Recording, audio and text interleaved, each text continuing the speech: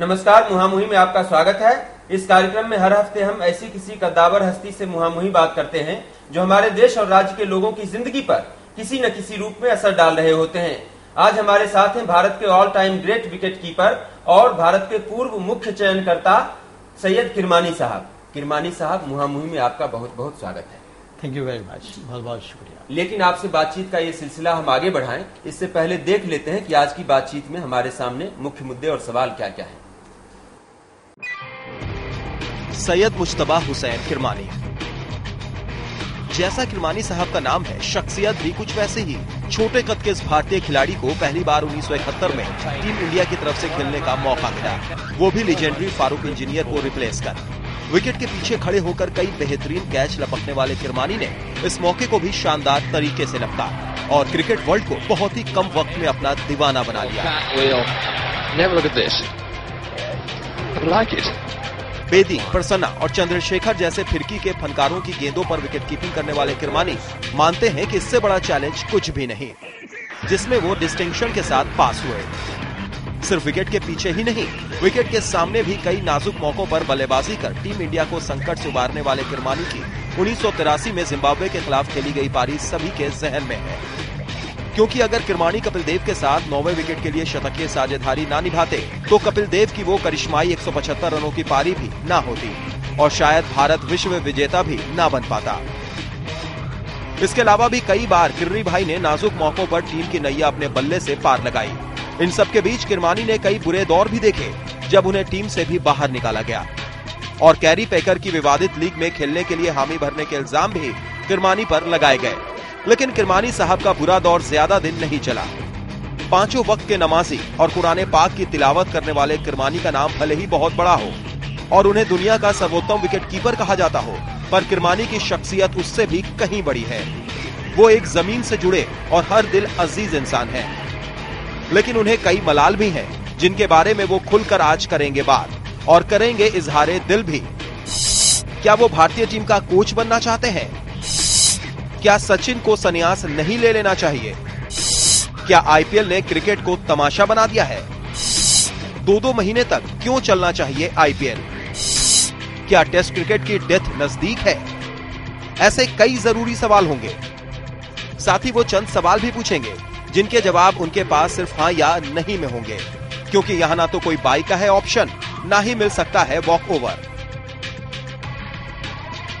किरमानी साहब, आप न सिर्फ भारत के अब तक के बेस्ट विकेट कीपर माने जाते हैं, बल्कि आप 1983 की जो वर्ल्ड कप विजेता अपनी टीम थी उसमें भी आपने जबरदस्त कंट्रीब्यूशन किया था। पहले हम आपसे ये जानना चाहते हैं, अभी आईपीएल चल रहा है और आईपीएल का बड़ा शोर पिछले कुछ साल से अपने हिंदुस्तान में देखा जा रहा है। आपको नहीं लगता कि आईपीएल ने क्रिकेट को तमाशा बना दिया है?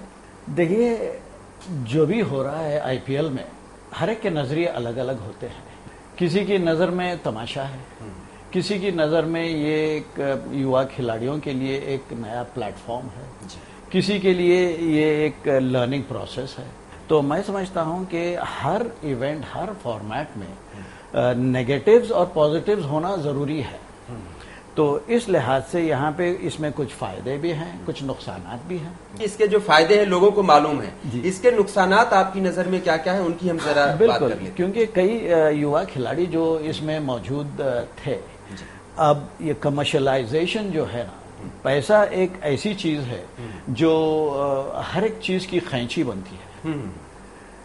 जितना ज्यादा पैसा है उसमें जिसकी की कैंची, बिल्कुल उनके ख्यालात और नजरिए, उनके होश हवास उड़ जाते हैं। एकाएक कोई एक करोड़पति बन गया जो एक स्टेट लेवल का खिलाड़ी भी नहीं है, एक ही परफॉर्मेंस में जब इसको इतनी कमाई दौलत मिलती है, तो इस युवा खिलाड़ी को, टीन एजर को समझ में नहीं आता कि भाई किस रुख पे चले।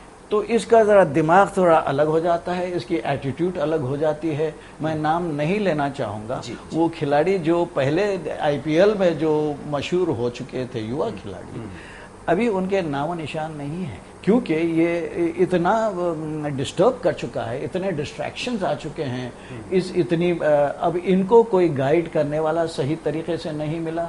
हालांकि हर टीम का एक कोच है, ये कोचेस से मैं सवाल करना चाहूंगा कि भाई तुम क्या कर रहे हो, सिर्फ क्रिकेट सिखा रहे हो या कैसे अपने आप को संभालना सिखा रहे हो? क्योंकि ये इन लोग का करियर बनना चाहिए, सिर्फ पैसा ही करियर नहीं बना। तो किरमानी साहब, आपकी बातों का क्या ये इम्प्रेशन निकाला जा सकता है कि हमारे कुछ खिलाड़ी जो बड़े हो सकते थे, आईपीएल में खेलने की वजह से और अचानक बहुत सारा पैसा मिल जाने की वजह से उनकी संभावनाएं कम हो जाती हैं या खत्म हो जाती हैं? हो चुकी हैं। तो यही एक डिसएडवांटेज है। और ख्यालात, एटीट्यूड, एप्लीकेशंस, इनके रवैये बदलने लग जाते हैं और बदल चुके हैं। कुछ दफा बल्ले भांज कर वो अपने आप को शेर समझने लगता है। बिल्कुल बिल्कुल, सही कहा, बहुत सही कहा आपने, बिल्कुल। मेरे मुंह से अल्फाज ले लिया जो जिसको मैं ढूंढ रहा था। जी बिल्कुल किरमानी साहब, लेकिन सिर्फ यंगर प्लेयर्स की बात क्यों करें, सीनियर प्लेयर्स की भी बात करते हैं ना। आपको नहीं लगता कि आईपीएल पर ज्यादा ध्यान रहने लगा है हमारे सीनियर प्लेयर्स का भी, और जो मेन स्ट्रीम क्रिकेट है उस पर उनका ध्यान कम रहने लगा है? बिल्कुल सही कहा आपने, क्योंकि यहाँ पे हर कोई की यही सोच है कि भाई मैं आईपीएल खेलना चाहूंगा।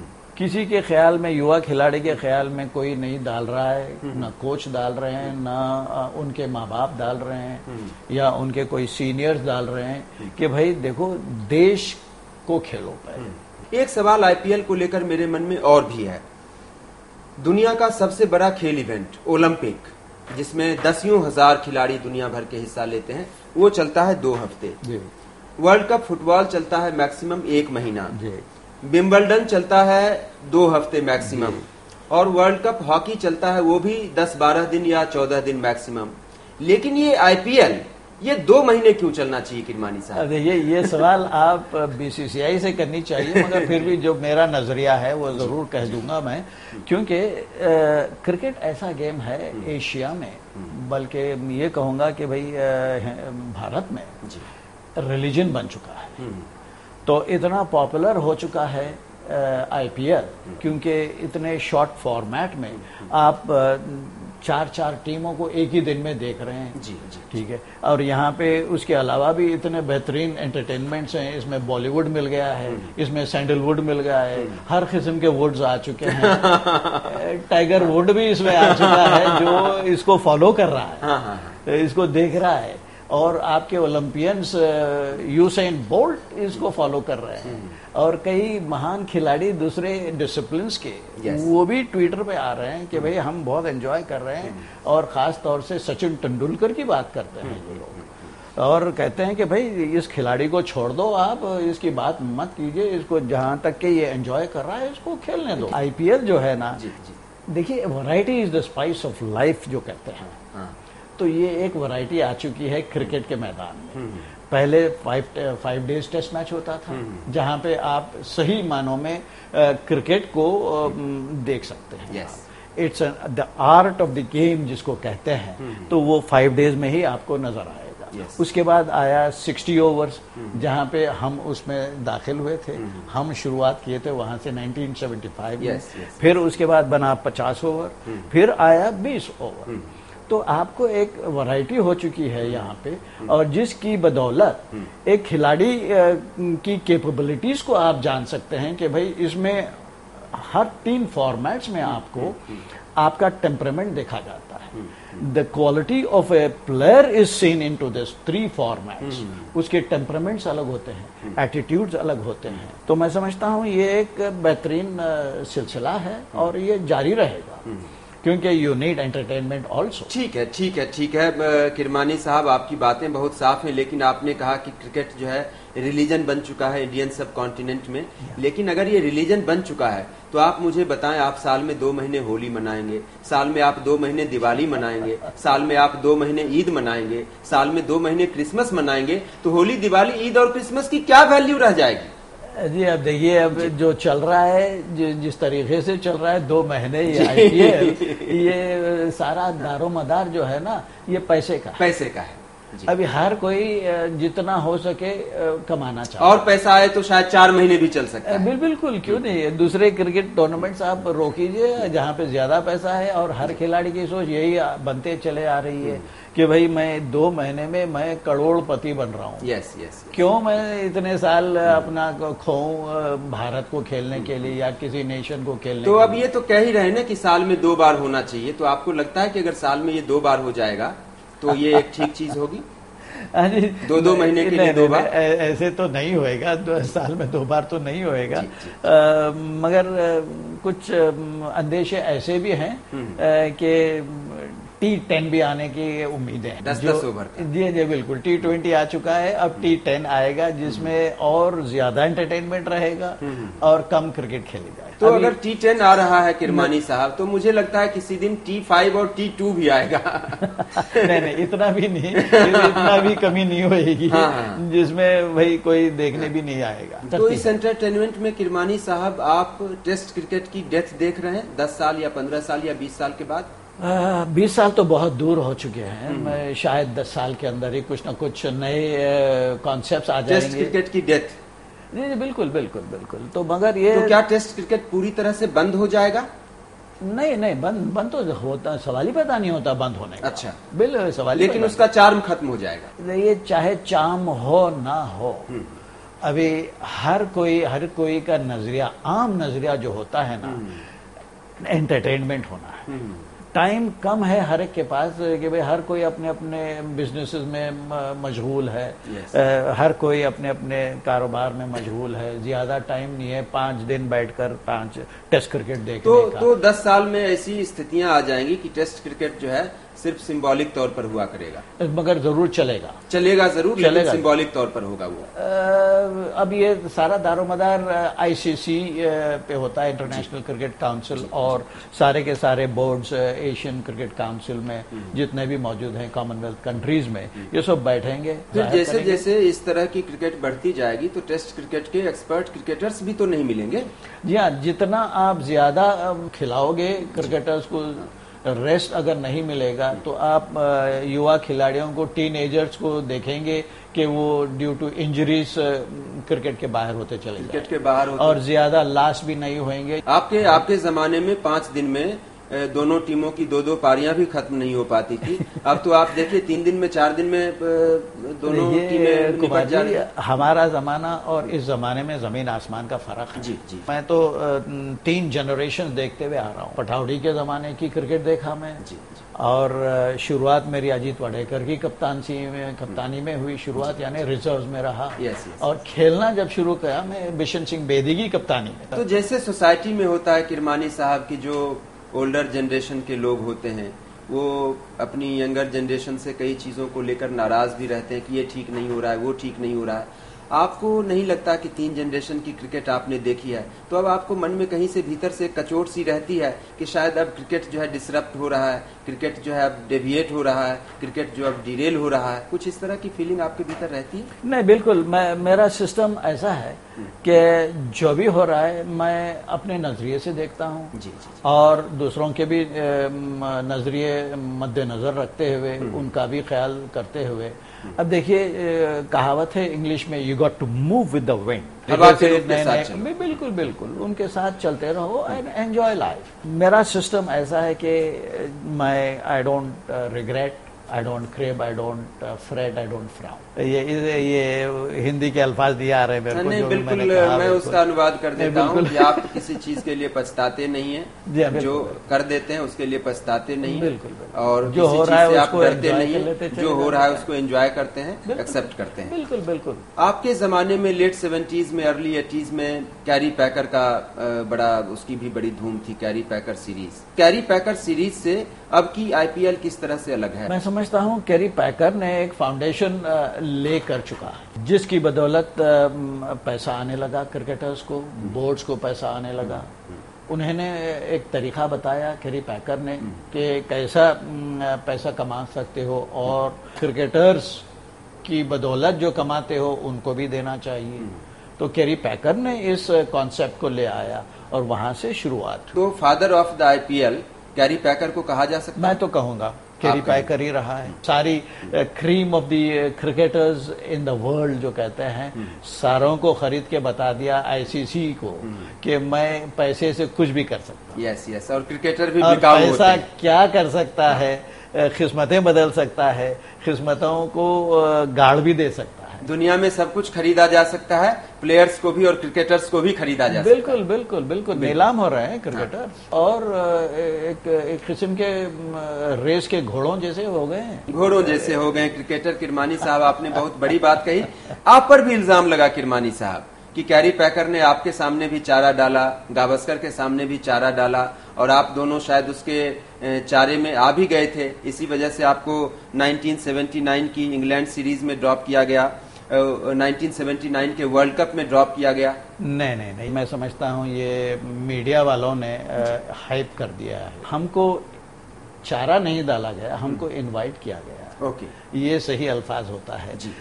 क्योंकि आप हमें सचमुच घोड़े ही बना दिए। मैं शुक्रगुजार हूँ कि सिर्फ घोड़े ही बनाया आपने। कोई और जानवर का नाम नहीं लिया आपने। मैं कुछ कह गया। मैं तो आपको मैं कुछ कह गया। मैं घोड़ा नहीं, घोड़े आज के क्रिकेटर्स के लिए शायद कह सकते हैं, आप लोगों के लिए नहीं कह सकते। नहीं, आपको उन्होंने इनवाइट किया था। मैं यहाँ पे इसको कंप्लीट करना चाहूंगा कि जो इल्जामात लगे हैं हमारे ऊपर कि भाई कैरी पैकर, ये हालांकि इनविटेशन मेयर को और सुनील गावस्कर को दिया गया था। जी। तो उस दौरान हम ऑस्ट्रेलिया का दौरा कर रहे थे, तो वहाँ पे हमारी मुलाकात हुई। उस जमाने में लेट मिस्टर मरहूम चिन्नस्वामी प्रेसिडेंट थे बोर्ड ऑफ कंट्रोल के। यस। वो कर्नाटका से ताल्लुक रखते हैं। और हमने आप भी कर्नाटका से? जी बिल्कुल। तो उस सिलसिले में हमने बोर्ड को अप्रोच किया कि भाई हमारे को इनविटेशन ऐसा आया है, क्या आप हमें इजाजत देंगे? तो उन्होंने कहा कि भाई नहीं, हम अगर आप खेलना चाहेंगे तो आप इंडिया को नहीं खेलेंगे। अगर कैरी पैकर में चले गए तो हम ये इसी सोच में थे कि भाई खेलें या ना खेलें। तो इस सोच में पूरी सर्कस बंद हो चुकी। तो हमारा पैकर के पास जाने का कोई सिलसिला ही नहीं रहा। और रही बात तो आपकी 1979 की जो जी। ड्रॉप किया गया, वो बिल्कुल अलग सिलसिला है साहब। ओके, वर्ल्ड कप वाला। हाँ जी, world cup and the tour to England. Yes. 1979 में। जी। अब देखिए, किसी को अगर चांस देना है आपको तो किसी को ड्रॉप करना है जरूर, चाहे वो काबिल हो या ना हो, चाहे वो उसका परफॉर्मेंस रहे ना रहे। तो उसका शिकार मैं बना। जो 79 में जो विकेट कीपर लिया गया, वो उसका नाम और निशान भी नहीं रहता, अभी भी नहीं है वो कहीं भी। क्या नाम था उनका? भारत रेड्डी था वो, चेन्नई का। उस टाइम पे हमारे श्री रामन थे बोर्ड प्रेसिडेंट। और मेरे खिलाफ कई मीडिया वाले लिखने चले गए, क्योंकि लिख दिए। एक मीडिया वहाँ पे, एक मीडिया पर्सन जो था, जो प्रिंट मीडिया में, उस जमाने में इलेक्ट्रॉनिक मीडिया तो नहीं था बिल्कुल। तो वहाँ पे साजिश शुरू हो गई कि भाई अभी कैसे खिलाएं इसको ड्रॉप करो। उसी तरीके से 86 में भी मेरा जो आखिरी टूर था, अभी क्या कहूँ मैं आपको सिलेक्शंस के बारे में। हाँ, नहीं, कि भाई सिलसिला क्या रहा, जबकि मैं टॉप फॉर्म पे था, टॉप पीक पे था मेरा career, pinnacle of my career, जिसको करियर जो कहते हैं। उस मौके पे जहाँ पे कोई मेरे करीब था ही नहीं, कोई विकेट कीपर था ही नहीं, अब कैसे खिलाएं दूसरे को? इसको तो देख देख के तंग हो गए। जैसे कि आजकल रिपोर्ट्स आ रहे हैं मीडिया में कि यार बहुत खेल चुका है सचिन तेंदुलकर, उस किस्म के तासुरात पेपर में आने लग गए। इसके नाम कोई रिकॉर्ड ना जाए, इसको निकालो। बस उसी नजरिए से मुझे निकाला गया, आरोप लगाया गया कि आई एम अनफिट, जबकि मैं बिल्कुल फिट था। और मेरा परफॉर्मेंस हर टेस्ट मैच, हर मैच में मेरा ग्राफ ऊपर चला जा रहा। तो क्रिकेट को लेकर पॉलिटिक्स तब भी चलती थी, आज भी चलती है। ये बताइए कहाँ नहीं है पॉलिटिक्स? आप खुद भी चयन करता रहे हैं और चीफ सेलेक्टर आप रहे हैं। आप मुझे बताइए किरमानी साहब, चीफ सेलेक्टर्स पर किन किन लोगों से, किस किस तरफ से प्रेशर आता है, क्या क्या उसके सामने मोटिवेशंस होते हैं जिसकी वजह से वो इस किस्म की पॉलिटिक्स में उलझ जाता है? मैं यहाँ पे एक ही बात कहूंगा जी, कि जो सच्चा इंसान होता है, जो सिंसियर और ऑनेस्ट अप्रोच रहता है जिसका, जी, वो ज्यादा लास्ट नहीं कर सकता, चाहे किसी भी शोबे में क्यों ना हो। इधर उसको निकाला जाता है या उसको हैरेस किया जाता है या उसको ट्रांसफर किया जाता है। ये मेरा नजरिया रह गया है और मैं यहीं पे इस बात को खत्म करना चाहूंगा। सेलेक्टर्स पे किनका प्रेशर होता है? क्या पॉलिटिशियंस का प्रेशर होता है? नहीं, सुनिए, कई किस्म के प्रेशर्स होते हैं। जो प्रेशर्स के दबाव में जो नहीं आता है वो सच्चा और ऑनेस्ट व्यक्ति होता है। और एक सवाल छूट जाए इससे पहले मैं पूछ ही लेता हूँ, बात हम लोग कैरी पैकर की कर रहे थे, तो पैकर ने कितने का पैकेज आपको उस समय ऑफर किया था?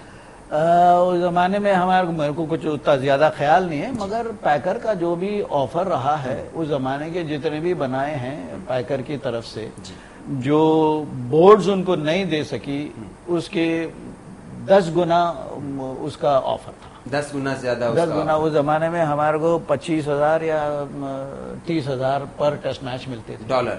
नहीं जी, इंडियन रुपीज में। ओके। और बार बार आप किरमानी साहब सचिन की बात कर रहे हैं। मुझे लगता है कि आप इकलौते व्यक्ति हैं। बहुत सारे सीनियर प्लेयर्स और रिटायर्ड प्लेयर्स इन दिनों सचिन के परफॉर्मेंस पे सवाल उठा रहे हैं। आपके गावस्कर साहब भी सचिन के परफॉर्मेंस पर सवाल उठाते रहे हैं। उन्होंने कहा कि उनकी उम्र हो चली है, उनका फुटवर्क खराब हो चुका है। आपको क्यों लगता है कि सचिन को अभी संन्यास नहीं लेना चाहिए? देखिए, अभी उनके 2 टेस्ट मैचेस बाकी हैं, जो 200 टेस्ट मैचेस का रिकॉर्ड वो बनाने जा रहे हैं। और जबकि सचिन तेंदुलकर ने कहा है कि मैं जब तक के खेलूंगा जब तक के मैं एंजॉय कर रहा हूं, इसका क्या मतलब हुआ कि वो अभी भी एंजॉय कर रहे हैं। और ऐसे रोल मॉडल को टीम में रहना बहुत जरूरी है, क्योंकि युवा खिलाड़ी महान खिलाड़ियों को देखते हुए सीखने को मिलता है कि किस तरीके से आपको अपना करियर बनाना है, किस तरीके से इंटरनेशनल क्रिकेटर बनना बहुत ही आसान, वहां पे मेंटेन जो करना है वो सचिन से सीखना है कि किस तरीके का डिसिप्लिन इनके पास आया है, किस तरीके का कैरेक्टर इन्होंने अपनाया है और कैसी इनकी तरबियत हुई है, कहां से आई है। किरमानी साहब, बहुत बड़ा फायदा है इसमें। देखिए, अभी क्या हर्ज है आपको? ये सीख तो आप जो है टीम से बाहर रहकर भी दे सकते हैं ना। ये टीम में रहकर तो आप एक खिलाड़ी की जगह घेर रहे हैं। नहीं, टीम के बाहर आप रहना। अभी कोच क्या कर रहा है? टीम के बाहर बैठा हुआ है ना, कमरे में ही बात करता है, वो बीच में खेलता है क्या? मैं क्रेडिट कोच को दूंगा ही नहीं, 5% दूंगा मैं, क्योंकि वो अपनी गेम प्लान बताएगा, स्ट्रेटेजीज बताएगा ड्रेसिंग रूम में बैठकर। जो सारा दारोमदार गेम की स्ट्रेटेजी और गेम प्लान जो होता है, जब when you are in the middle, कप्तान और 10 प्लेयर्स मिलके इंस्टेंट स्ट्रेटेजी बनानी पड़ती है, how to get him out, जीतना कैसे। तो किरमानी साहब, आपका ये कहना है कि सचिन के मैदान पर रहने से युवा खिलाड़ियों को सीख मिलती है, इसलिए सचिन को खेलना चाहिए? नहीं, उसके अलावा भी जब वो कह रहे हैं कि भाई मैं आई एम एंजॉयिंग, तो why do want to stop and तो इस दलील पे तो दूसरे खिलाड़ियों को भी मौका देना चाहिए। गांगुली को भी मौका देना चाहिए था, द्रविड़ को भी मौका देना चाहिए था। आप कैसे कंपेयर कर सकते हैं सचिन और दूसरे खिलाड़ियों को? नाम नहीं लेना चाहूंगा मैं, किसी को आप उसके मुकाबले में ले ही नहीं आ सकते। सचिन यहाँ पर है, दूसरे यहाँ पर है, ये मेरा नजरिया है बस। ठीक है, लेकिन एक सवाल मैं और आपसे पूछ ही लेता हूं। किसी भी खिलाड़ी के लिए संन्यास लेने का सबसे बढ़िया समय वो होता है जब सारे लोग कहते हैं कि नहीं, इसको अभी और खेलना चाहिए, और खेलना चाहिए, और खेलना चाहिए, या सबसे बढ़िया समय वो होता है जब सारे लोग एक सुर में कहें यार अब बहुत हो गया, जाओ जाओ जाओ महाराज माफ करो। ये कोई खिलाड़ी नहीं कह रहा है कि भाई इसको संन्यास लेना है, ये मीडिया वाले कह रहे हैं। Sorry to say that, media वाले, मैं माफी चाहता हूँ, मगर कुछ हकीकी बात जो सच कहलाई जाती है वो जरा नमक लगा के, टच ऑफ सॉल्ट जो कहते हैं वो भूल जाइए। बैग फुल ऑफ सॉल्ट से लेकर आपको इस सच्चाई को अपनाना चाहिए। कीर्ति आजाद ने कहा, सुनील गावस्कर ने कहा, आप सारी जिम्मेदारी मीडिया वालों पर थोप रहे। नहीं, ऐसी बात नहीं है। देखिए, अब उनके अलग अलग नजरिए होते हैं। ये जरा थोड़ी सी कड़वी लगेगी बात कि जो खिलाड़ी किसी रिकॉर्ड्स को तोड़ते हुए, दूसरों के रिकॉर्ड्स को तोड़ते हुए जब जाता है, जो रिकॉर्ड पहले कायम कर चुके हैं, उनको अच्छा नहीं लगता कि भाई कोई दूसरा उनका रिकॉर्ड तोड़े, और जिसकी बिना वो ये इस तरीके के सवालात आ जाते हैं और एक स्टेटमेंट्स आ जाते हैं। मैं यहाँ पे ये भी कहना चाहूंगा कि कई खिलाड़ी ऐसे भी रहे हैं जब एक युवा खिलाड़ी अंदर आता है और उनकी सोच में ये आता है कि यार इसको अगर मैं चांस दिया तो ये मेरे रिकॉर्ड तोड़कर आगे निकल जाएगा, तो इसको खत्म करो यहीं पे, और कई खिलाड़ी वैसे चले भी गए। ठीक है किरमानी साहब, मैं कुछ कह गया। हाँ नहीं ठीक है किरमानी साहब, लेकिन तो दूसरे मुल्कों के क्रिकेटर्स बेवकूफ होते हैं जो अपने करियर के पीक पर संन्यास ले लेते हैं, और भारत के क्रिकेटर्स होशियार होते हैं जो थकाते हुए पकाते हुए और उसके बाद रुलाते हुए संन्यास लेते हैं। नहीं, क्यों परेशान हो रहे हैं भाई? वो खेल रहा है, वो उसके खेलने से आप क्यों परेशान होते हैं? वो खेल रहा है, स्लो खेल रहा है, मैच हरा रहा है, तो आप मत देखो। इंडिया मैच हार रहा है। नहीं आप खत्म, बस आप अपना क्यों देखते हो ऐसे जो हरा रहा है इंडिया को? नहीं बोलने की बात ये है, मैं आप जब कह रहा हूँ तो ये मतलब नहीं हुआ कि आपसे मुखातिब हूँ मैं, ये आम जनरल बात है। ये अपनी कंट्री की टीम के साथ लोगों की देखिए जुड़ जाती है। अभी 1-2 टेस्ट मैचेस है, उसको खेलने दीजिए। 200 टेस्ट मैचेस हैं। मेरी 200वें टेस्ट के बाद उनको संन्यास ले लेना चाहिए, आप ये कह रहे हैं? नहीं, अभी यही मैं अभी जैसा कि आपने कहा कि भाई जो खिलाड़ी टॉप फॉर्म पे रहा है, पीक फॉर्म पे रहा है, उस टाइम पे उसको संन्यास लेना चाहिए, जबकि वो हर चीज हासिल कर चुका है, हर माइलस्टोन क्रॉस कर चुका है। That's the right time according to me also. मैं उस पे मुत्तहिद हूँ आपकी ये सजेशन पे, बिल्कुल, जैसे कि सुनील गावस्कर टॉप फॉर्म पे उन्होंने, मगर हर एक की सोच अलग होती है, हर एक के नजरिए अलग होते हैं, तो इसमें हमारे को बांग्लादेश के खिलाफ सचिन ने 100वीं सेंचुरी मारी थी, इसमें कोई उसी वक्त अगर उन्होंने संन्यास ले लिया होता तो उनको भारत रत्न देने की मांग और जोर पकड़ गई होती, उनके लिए लोगों का सम्मान और बढ़ गया होता, लोगों के भीतर कसक और बढ़ गई होती कि शायद सचिन अभी और खेल सकते थे। तो सचिन को तो नुकसान हो रहा है ना ये करके? कोई किस्म का नुकसान नहीं है, किसी को नुकसान नहीं है, बल्कि फायदा ही फायदा है सचिन रहने का। अभी देखिए अगर सचिन ये 2 टेस्ट मैचेस में अगर इन्होंने लगातार किसी एक में या दोनों में अगर सेंचुरी लगाई तो तब क्या नजरिए रहेंगे? ठीक है, सेंचुरी लगा दी तो ठीक है, और अगर सेंचुरी नहीं लगाई तो संन्यास लेना चाहिए। बिल्कुल हर कोई आरोप लगाएगा, हर कोई कहेगा, कुछ ना कुछ कहेगा। किरमानी साहब मैं आपकी बातें समझ रहा हूँ, कई चीजों से आपसे सहमत भी हूँ। आपकी मंशा और आपकी भावना कहीं से ये है कि उनको एक रिकॉर्ड, जो यूनिक रिकॉर्ड बन रहा है 200 टेस्ट खेलने का, वो रिकॉर्ड कम से कम उनको बनाने देना चाहिए। वीरेंद्र सहवाग के बारे में भी कहा जाता है कि उनका करियर खत्म हो गया है, उनको चैंपियंस ट्रॉफी में भी जगह नहीं दी गई। क्या सही मायने में आपको लगता है कि हरभजन के लिए, जहीर खान के लिए, वीरेंद्र सहवाग के लिए अब टीम इंडिया में जगह नहीं बची है? देखिए हर कोई का टाइम होता है खेलने का और बाहर जाने का और रिटायरमेंट का भी, तो सही मौका होनी चाहिए रिटायरमेंट देने के लिए। देखिए जो खिलाड़ी जो देश के लिए नाम कमाया है, जो बेहतरीन पारियां खेली हैं उसने, तो ये इसको नजरअंदाज नहीं कर सकते आप इसको। अब देखिए जैसे कि सहवाग और 2 टेस्ट मैचेस बाकी थे, उसको सारी सीरीज खिला देते और कहते कि भाई यहाँ पे कम्युनिकेशन बहुत ही अहम चीज होती है। सिलेक्शन कमेटी और प्लेयर्स में राबता होनी चाहिए और क्लोज कांटेक्ट होनी चाहिए कि भाई देखो ऐसा है, आपके क्या इरादे हैं, आप खिलाड़ियों के इरादे तो जानिए, बात कीजिए उनसे, बगैर बातचीत करे कि पता नहीं मुझे बात करते हैं या नहीं करते हैं, मेरे ख्याल से बात करके ही उनको ड्रॉप किया जाना चाहिए। नहीं बोलना चाहिए कि भाई देखो आपको हम अभी 1-2 टेस्ट मैचेस खिला रहे हैं, ये सीरीज खेल लीजिए, चाहे आपका परफॉर्मेंस सेंचुरी बनाए या ना बनाए, हम आपको बिठाना चाह रहे हैं क्योंकि युवा खिलाड़ी आपसे बेहतर परफॉर्मेंस दिखा रहे हैं। जैसे कि शिखर धवन और मुरली विजय दोनों फिट हो गए जबरदस्त स्लॉट में सहवाग की जगह।